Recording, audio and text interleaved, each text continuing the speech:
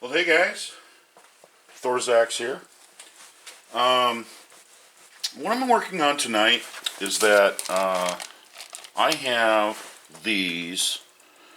These are 185 grain semi-wide cutter, 45 caliber. They're sized 4.52, and this is the H&G 63. You know, unlike the H&G, 68. This is 180 grains.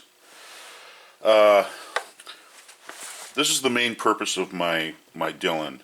I have one set up for large priming. I have another one that's set up for small priming. And what I do is I crank out all the consumable ammo for my match ammo on these. And it would just take me forever to go ahead and use a single stage, to go ahead and load this. For those of you that are not really familiar with a Dillon, which, if you're living in a snow cave and still using a rotary phone, the Dillon, this is a 550, and it's manually indexed. So, each time you pull the handle and you come back down, you see the primer, you have to manually index it. And I like that because it goes at a speed that's fast enough, but also slow enough so you can kind of keep track of what's going on. I used a friend of mine's 650. There's nothing wrong with the 650. It just goes a little bit too fast for me. I don't need to go all that, I don't need to go to at that top speed. So anyway, what we're going to do is we're going to go ahead and we stick a case in station number 1. Station number 2 will charge the case. Station number 3 will seat this bullet. Station number 4 will go ahead and crimp the bullet. And just an all-in-one deal, just like that. This flares the neck of the case, through your powder measure, and you just set your bullet on top up there, and away you go again. And that's all there is to it.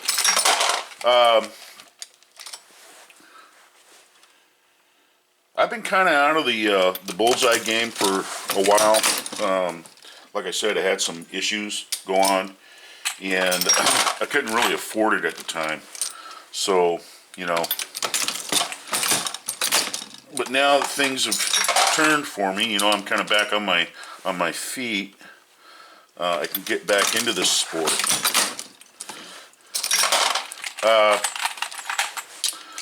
I've got probably about 2,000 of these bullets left, and that'll be it.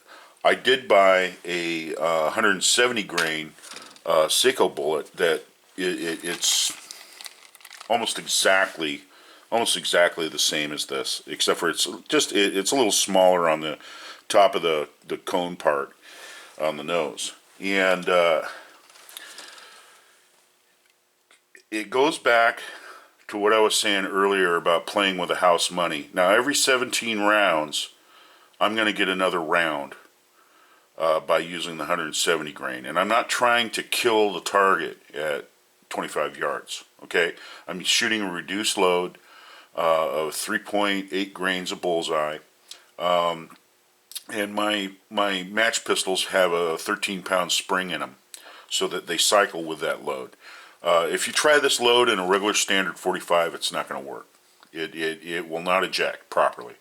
So that's something that you have to look at. If you ever want to make some of this ammunition, 3.8 grains of Bullseye with 180 grain Henley & Gibbs 63, you're going to have to change your spring out, and also make sure that you're using it in a pistol that is of reasonable quality, something like a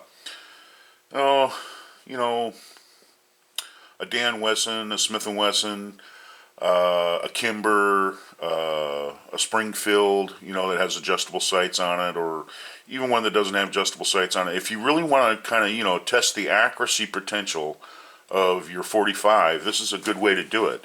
This is a good way. This is a very accurate load. This is what's shot in the national matches, at the Bullseye national matches in Camp Perry. More awards have been won with this bullet than any other 45 bullet around, except for the fact of guys that cast their own like me and use the 170 grain. And the reason why I use that 170 grain, it shoots just as good as this, but I'm saving lead at the same time. You know, a lot of people will say, well, you know what, you know, every 17 bullets, you know, you get another bullet. You know, that's cool. I can see that.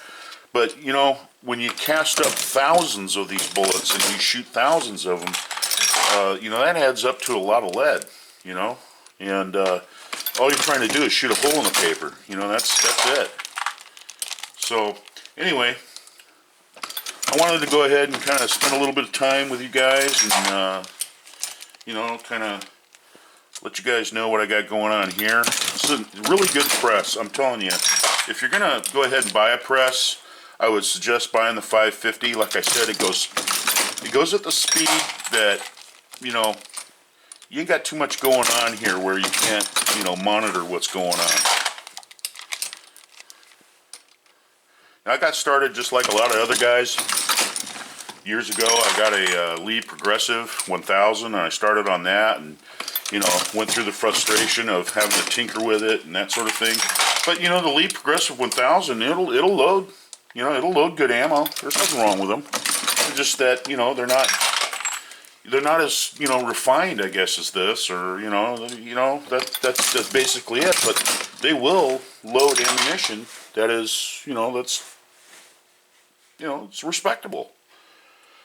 So anyway, that's about it, guys. Just wanted to share this little video with you. 3.8 grains of Bullseye. The Hentley & Gibbs, number 63. You know, if I'm going to walk away from the press for a while, what I'll do is I'll put a bullet on top like that so I know where I'm at when I come back. You know, I know this one doesn't have any powder. This one has powder, but a bullet that's not seated. And this one here is just ready to be crimped. And all I got to do is just take another case and throw it in station number 1 and pull the handle. That's it. And then advance it. But yeah, this is a good load if you want to go out and try your hand at some bullseye at 25 yards. You know, get yourself a 13-pound spring and give it a try. So anyway, this is Thor's Axe, and I guess until next time, bye for now.